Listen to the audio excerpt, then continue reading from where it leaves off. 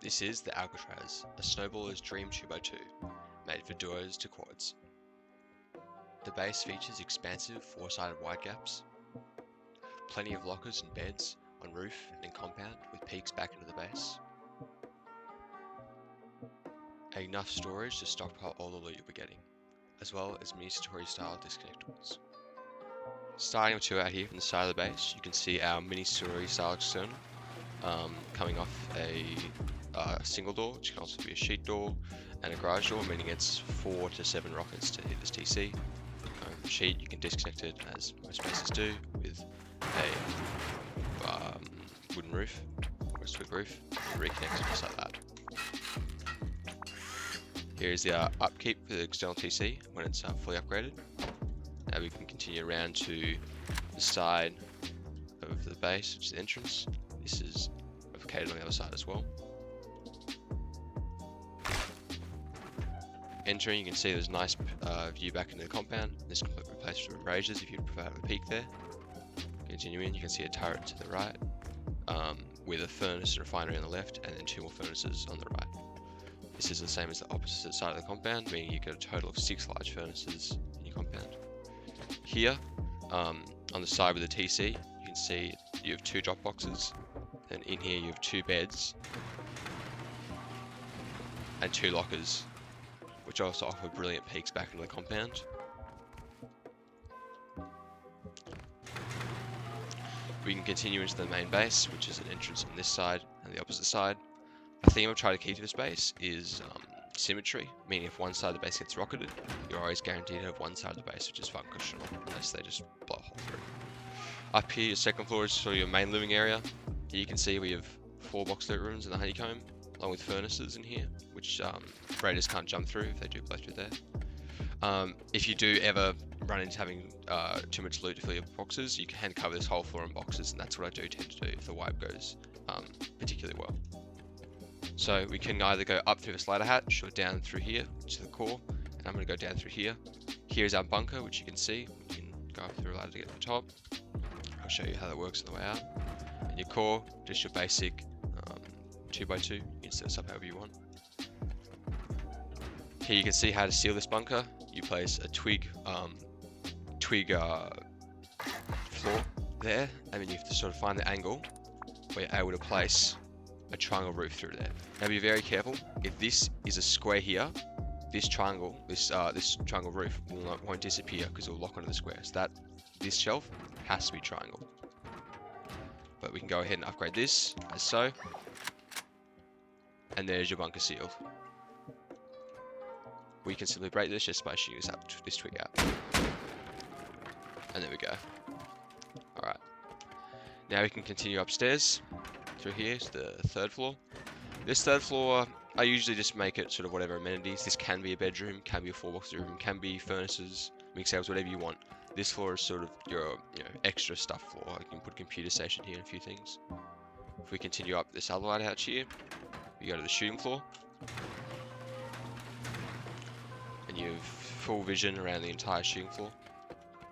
Next down to the shooting floor, you can see you have door peaks on this side, which can help you peek back into the base if there's a breach. And you have these wide gap peaks here. With these doors, I mean, you can sort of wait in here, hide in here if certain parts of your compound are blown. Of course, you can also shut these doors to section off the compound, the shooting floor, sorry. I'd first quickly like to say that these chutes here, which have beds in the honeycomb, these actually are very useful during a raid when the middle of your base is compromised, so you can quickly get to the shooting floor. And this is, of course, mirrored on the other side of the base, right here. Continue up to our final floor, being the roof. We had the same ladder hatch and double door, followed by good vision around the shooting floor. You have turrets, 4 turrets holding your shooting floor. There is no roof peaks on this base, which is one sort of negative factor, but I do try and rush turrets, and that's just because the reason for no roof peaks is just due to the small form factor of the base. It takes up too much room, constricting the shooting floor. Up here we have room for 4 more beds and lockers, meaning 2 for a duo or 4 for a quad, or 1 each for a quad. And these barely ever get hit in a raid as well. You have vending machines where you can store and flex loot, and you have windmills up here. Alternatively, you can hide electricity up here, which barely ever gets hit in a raid.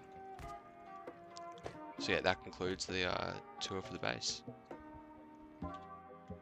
When putting a 2x2 star down, you want to face the door to the direction the raiders aren't able to fob. So this could be a monument where they don't have enough space to build, or the ocean, or even a cliff face. And if you're building near a large zerg, you probably want to face your doorway away from that base anyway. This is because this is the side the bunker will be on, and also the side with less honeycomb, meaning it's most vulnerable. I'm going to be upgrading everything into its final state for now, so just follow along with that.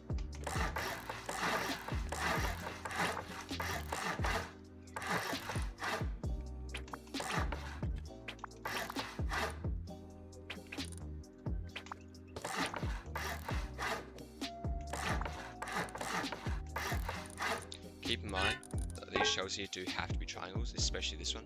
This one could be a square, but this one definitely has to be a triangle due to how the bunker works.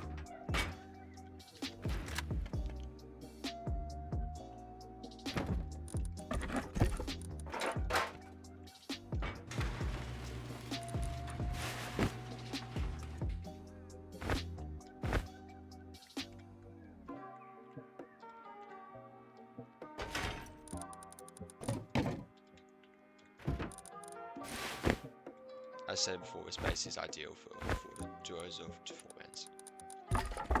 And this is the most efficient way to store your boxes, having two 6-box loot rooms on each side.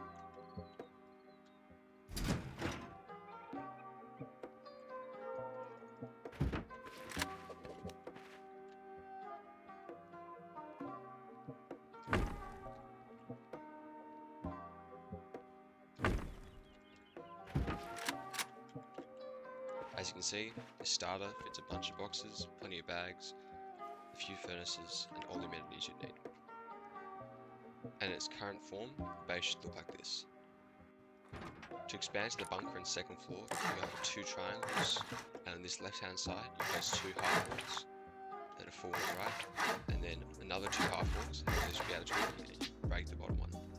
You can then go through, placing the floor above you, and then a ladder. If you don't have a ladder, a furnace right here will do just as fine early game.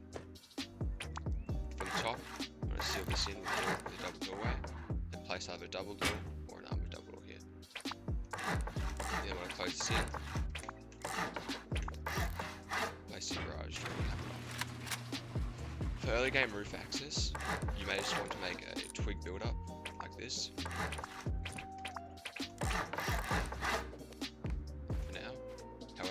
Expand the honeycomb, you want to honeycomb in these two sides, place in a floor frame, triangle floor frame, and a triangle ladder hatch going off to the right. You can seal the honeycomb in, and repeat it on the opposite side of here.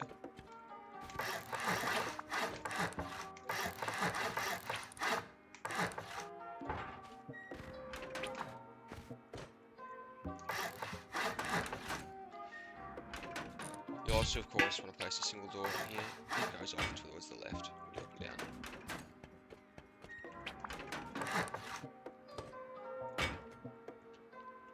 You now want to come over to this final side to fill up the honeycomb. And what I like to do when this honeycomb isn't being used to anything extra is just place a single wall in here. You can do two, except especially for vanilla servers, I tend to do one of them as it already negates the splash damage between these two walls. And this is what your base should look like now with completed honeycomb for the first floor, at the start of the second. We'll continue by surrounding the entire base with layer of walls. Placing a wall here, with door frames, filling up the entire inner area. You'll then want to go in filling up the roof, as I do here, with triangle floor frames facing the right hand side of these jump ups. You'll also want a square door frame located in the middle. These can probably be less stone as well.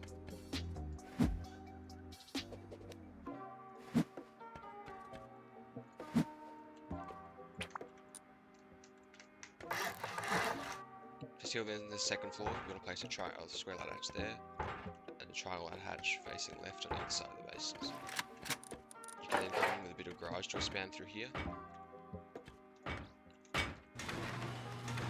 We can then come through, filling up the usable honeycomb. I just do these shows out of wood, as there's no point upgrading anything higher if they're just going to rocket through it anyway. I don't usually make these anything, I don't usually store anything good in these, so it would just be bulk farm or anything extra. You can seal this off with window, but in the majority of the time, I just leave it open. Over this side, you want to seal one side off with a stone wall or metal wall, depending on how many materials you have. Making the right side another honeycomb living room.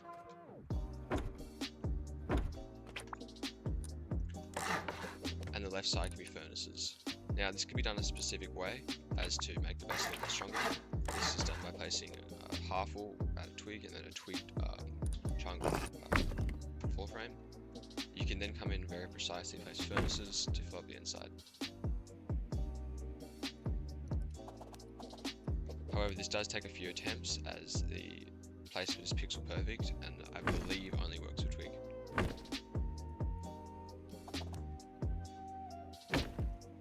There we go.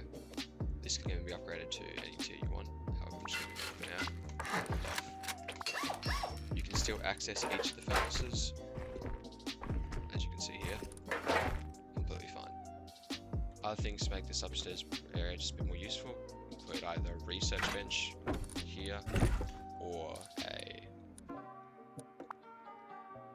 repair bench, just like that, and then a tier 2 on this side, just like this, with such ammo meds down there. You can also place in these garage doors here if you ever happen to find extra frags. And here is the base in its current form. Now you've built up, it'll be a few hours in Hawaii, and you want to start getting external TCs down in case anyone's trying to grief you. To do this, we go out 3 triangles, breaking 2 on the way back. This will be done out of stone usually, especially this time in white. Then you want to go back, another 3 triangles, breaking these 2 on the left and right. You'll then want to place in these 3 door frames. This all needs to be done now, as you won't be able to place these two floors later on. You can then come off to do your multi-TC. I'm going to use the mini-tutorial external. It's done by doing this. That twig, go and breaking this. Upgrading this to fine form, I make all this part sheet, and then make this out of stone. This is because I'd rather use doors for my externals than windows, as if I want other people to join, it's just easier for them to get the codes rather than having to open it myself. Optionally, you can also make these 2 tiles sheet metal, just to extract from the external more, because instead of spending 4 rockets to disconnect it, I just make 8. This is still a 7 to 8 rocket external anyway, so I have to go 3 rockets through the garage door, then 4 through here. Finishing off this this side of the base, as you can see, I've walled this off, so this isn't a gatehouse, this is actually compound bedrooms.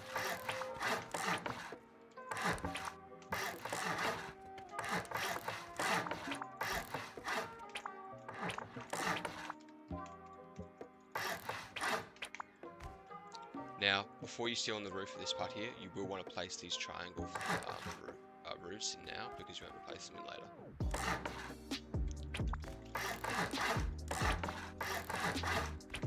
The reason I use this type of peak for these gatehouses compared to the now very common local peak is because the invalid you get from that, if you didn't know, as you can see here.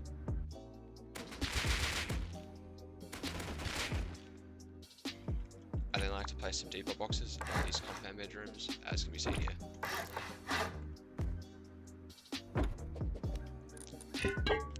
To finish the deployables, I'll place a double door here, 2 beds inside, and then depending how rich I am at that point in life, I'll place down 2 garage doors on each side. This is to protect the blockers that are in here firstly, and also to protect the beds in case someone shoots an instant rocket through. then simply vertical embrasures can just be placed on each side. You also, of course, want to place metal barricades on top of the base, and I do that just with 3, placing them like this, and breaking this twig that'll be on the outside. This exact configuration is repeated on the opposite side of the base, leaving you with this. I also do want to say that I was upgrading the final form, however, these will eventually be sheet, but I was just making you aware that you will definitely want these upgraded to at least stone early wipe. As you can see, this is only 2 of the 4 wide gaps the base requires. The wide gap on this side and the opposite side over there are not necessarily external TCs, and they're just connected back to the base. To do these wide gaps, you want to go 2 squares, 3 triangles to the right, and then place the door frame here. This is how you connect it back to the base. You'll place a triangle floor frame here, a square floor frame off that, and a square floor frame here. As you can see, this connects it all back to the main base. You'll then want to go back to the base with triangles, completing the wide gap here. You don't need to place any door frames on here as it won't decay because it's all connected with foundations. This is your gatehouse. As such, you'll come with a door here, windows on each side, on the roof, and place another window here. The deploys, this one's pretty obvious, 3 straight glass windows, and a subway and a single door. Placing the barricade on top can be done with just 1, which is usually fine, usually what I end up going with. However, it is possible to squeeze through, but you'll have turrets pretty quickly, and it's not very nice anyway. Alternatively, you can just go ahead and place in, just sort of a twig, place in 2 barricades, as so.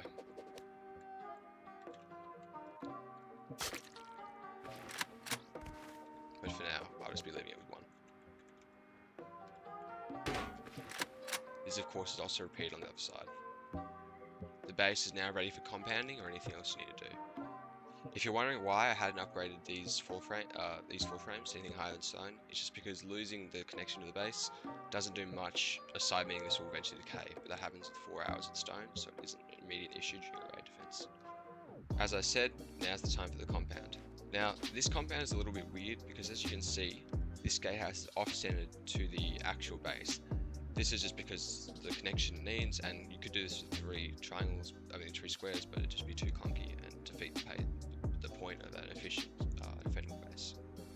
So, as it's off-centered, the actual walls you're going to need are not going to be equal. So it'll be 2 walls this side and 3 walls this side, meaning 10 walls for the entire compound.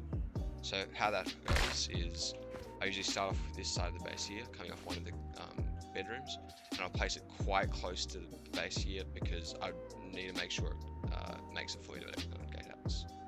So I'll place that around there, and as you can see, it barely makes it there. Had I placed it further out, it would be more casual than wall placement. It just, look, I guess it works, but like, I don't know. The gap here is obviously a lot bigger, so that's why I like placing them much closer than I normally would. Like that. This doesn't affect you in the gates at all, and you don't even get spiked. Like I said, on this side you have 3 walls. This one you can be much more casual, almost be a little bit generous in the amount of room you give because it can get a little bit tight. So I go out a little, angle it out a little bit with both walls, and I just judge off the other one to see where I place this one. That will fit perfectly. This can be repeated on the other 2 sides.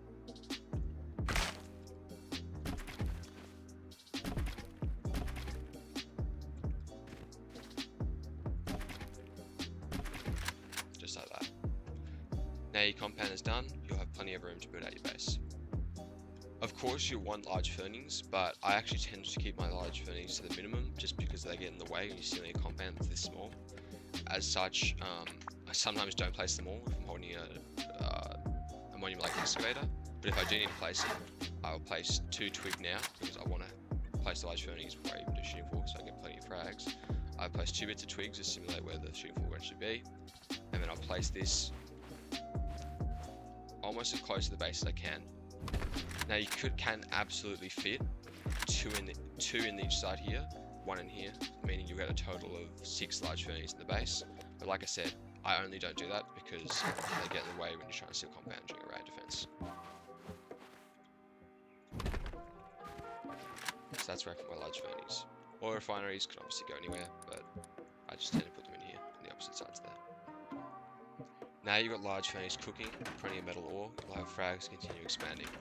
To do this, we go up to the 3rd floor, and again, it's 2 clear surrounding walls.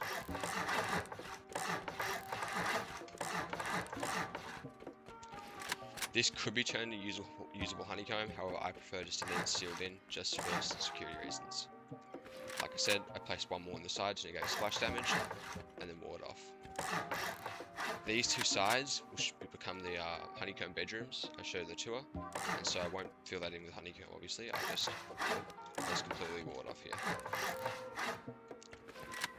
Coming off this ladder hatch, I wanted to make this a little bit more secure, so I place a wall here, and then a door frame here. You'll usually want this, you obviously want this to be armoured, but I usually just leave this one especially, just a normal sheet door. Then go in, sealing all the roof in,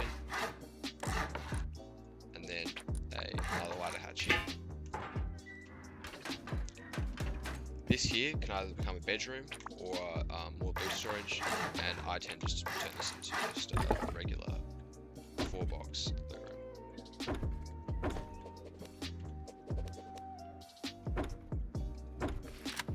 Just like that. You can then come through, of course, place your garage doors.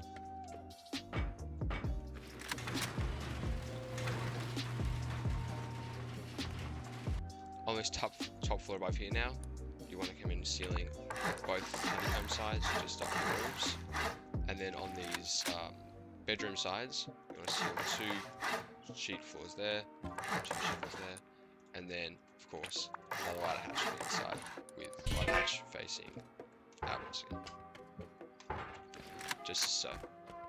Now it's time to press the shooting floor with the wide gaps and the door peaks. To do this, I'll first seal up the ladder hatch, placing 2 windows on the right side and the side behind it, a metal roof, just because you want that to be metal anyway, and then a door frame, placing a stub door on the side here. Obviously you want straight glass windows in there. I'll then come out to the left, to the right of this, placing a single door, 2 more windows, window, single door there, one window there. Go in there and there with sheet floors, and then again another ladder hatch.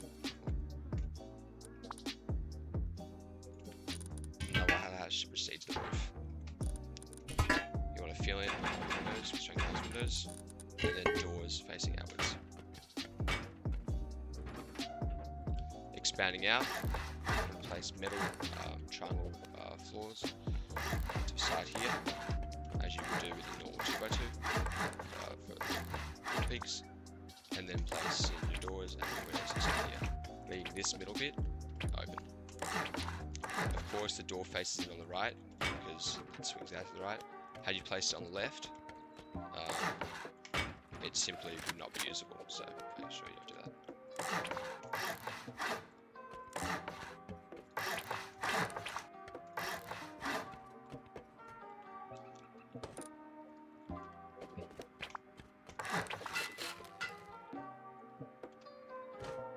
This is now all filled in like so.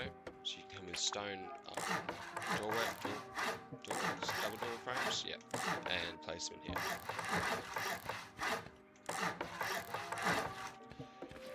You may want to actually have your shooting floor at the Widegapped for a little while if you're low on metal frags, because you don't really want to have to go through and re-upgrade your shooting Widegappes just because it's a little tedious. So if you want to do that, you seal all this in. You're going to place a double door here. Again, this is a metal frag intensive process. Obviously brazier there and brazier there. And then single doors inside to create the peak. So I'll go through and do this throughout the whole base.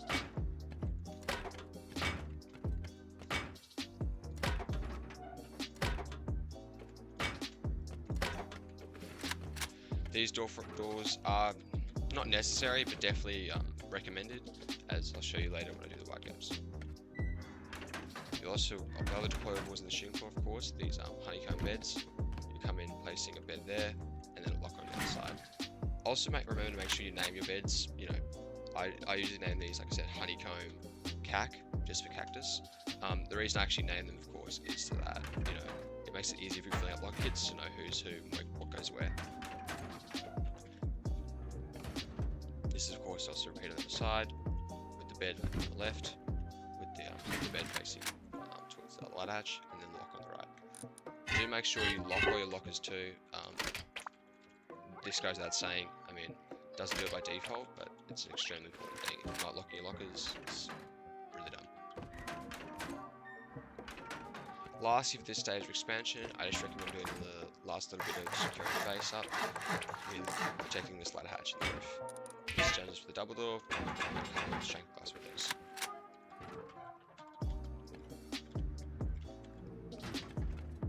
This is what the base should look like now. All that we have left to do is the wide gaps, the rest of the roof, and electricity. Now it's time to fill in your wide gaps. As I said earlier, these would already want to be, these you definitely want to be upgraded to metal at least. This you don't really have to worry about so much because you can just place another chunk off here. But these cannot really be placed back, as you can see. So the nice thing about this base is the wide gaps are only three tiles tall, and you can actually place all the two in from the ground and upgrade the first two from the ground. Then you can upgrade the last layer just from shooting floor.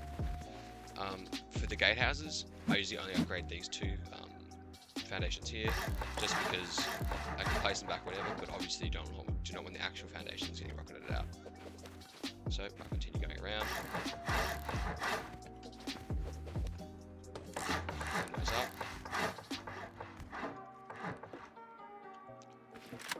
Then in shooting floor, you want to go out placing a triangle here, and a triangle on the left and right.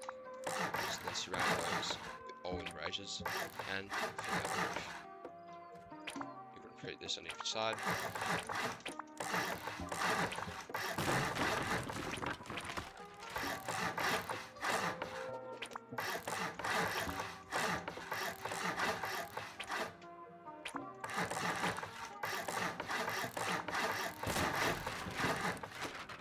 And then come in placing embrasures around the entire thing. If you are curious, it's 24 embrasures for the entire shooting floor, where there are another 16 embrasures that need to be placed on the roof in a second. So that means all up the entire base uses, actually uses 38 if you can, 34 if you consider the embrasures down there. So 34 embrasures, the entire base all up if you just want to craft them all in one go. There we go. As you can see, all the embrasures on, and these doors can be used not just for a little bit more security in the shooting floor, but also if you want to sort of wait in here if raiders are filling up the shooting floor, you can sort of peek in from the side and surprise them. Again, not getting shot on the side when you're trying to peek down is also quite nice.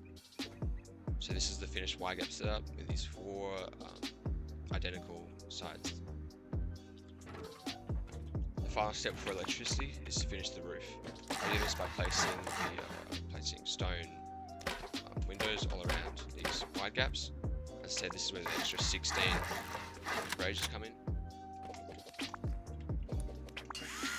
I'll do this on each side.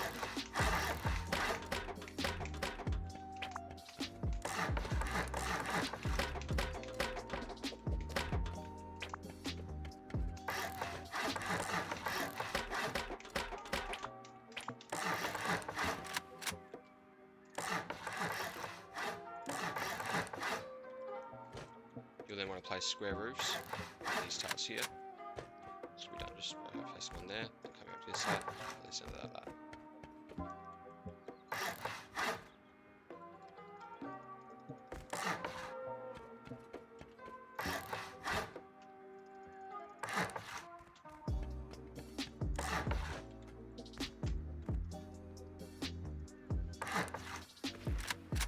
I did forget to mention that these also become roof bedrooms for either 2 beds and 2 lockers for a duo, or a bed and locker each for an entire 4-man. And like the compound beds, these don't really get hit at all during a raid, especially during a pummel, just because they're going to completely miss them if they're going through a 2x2.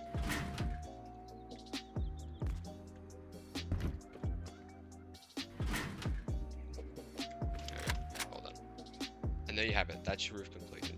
Obviously there's one glaring feature that isn't in this base, which is roof peaks.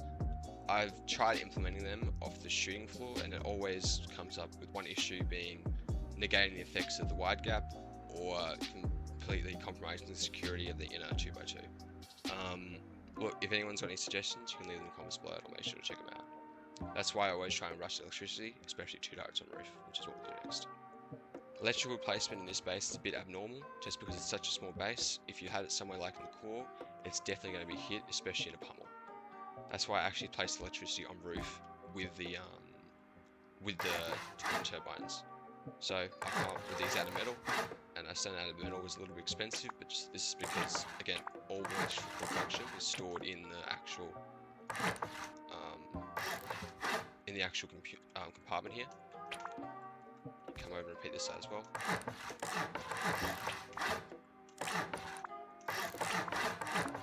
Again, I'm using doors here not just for code reasons, but because you can actually access much more electrical stuff in there. If I was to use double doors, it'd be a little bit more obvious though.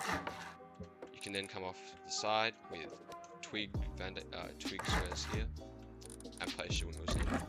Alternatively, you can upgrade those and leave those there, but I just think it looks a little bit cleaner to have those not be there. To actually do all this electricity, I would suggest building up again out of twig. Yep. Here and here, just so you can have access to everything. You can place your large battery in both sides. And then currently this base uses 10 turrets. With a switch up here on the right, followed by 5 branches, and 7 here.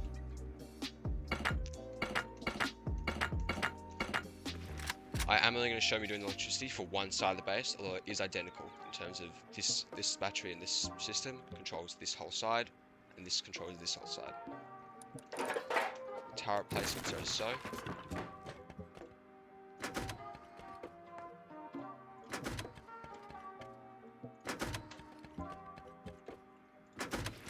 These include your 4 roof turrets. This turret here, you want placed a little bit further back from the door frames there, just because you don't want the turret to be shooting the door frames the entire time. This turret is just placed here.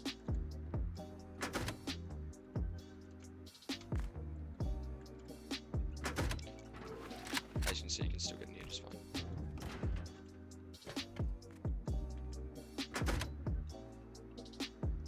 I also like to place a turret on 2nd floor, right out here, and a turret on shooting floor here.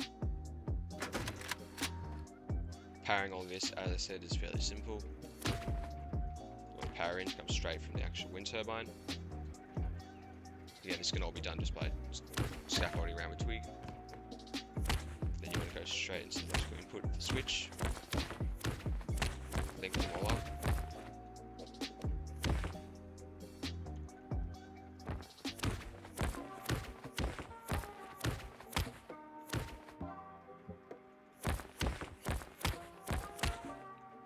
Set them all to 10 for the turrets. If you want to, you can add another branch here and set that off to any additional power you might need, such as lighting or heating if you're in the snow. You do want the electricity to be kind of as hidden as possible, especially considering that if a group does have the rockets available, they may just hit those with 8 rockets each and knock them down if they notice. Again, you'll want to use twig scaffolding for all of this.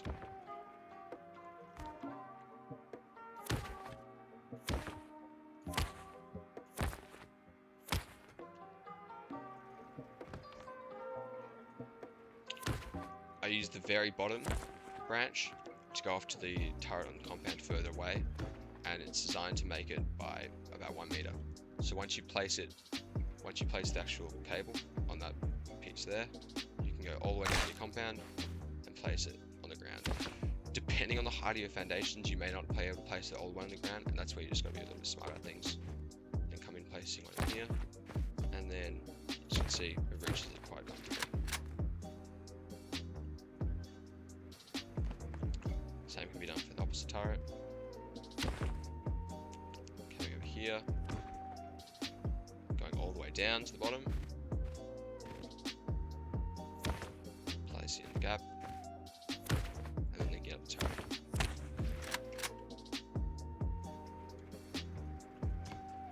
This final branch here, go down and connect to one of the inside turrets. Doesn't really matter which one. You can either send it to the shooting floor one or the one in the second floor base. Whichever one, that's the only real difference where they're not the exact same, is whichever one it connects to. And I like to seal those just with armored doors, obviously, because if you're using sheet doors, it's a little bit sketchy. So that's the electricity for the entire base system. And this is how the base should look in its finished form. Some final optional upgrades include quick access ramps to the ground, which can be done by placing a door frame and then a triangle roof off it. This can also be done over here, the same way, door frame, triangle roof.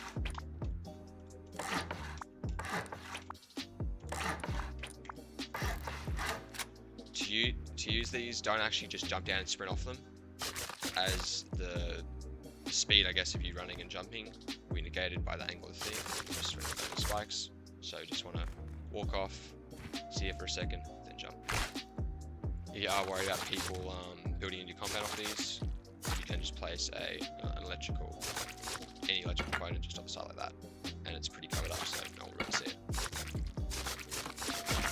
Probably don't end up getting spiked as much when you're doing it though. And now no one can place any groups on it. So yeah, I hope you enjoyed this base. I've used this so much for snowballing recently, and I've had a bunch of fun in it. It doesn't take long to build. It's pretty cheap, as you can see on the side, and it does the job well.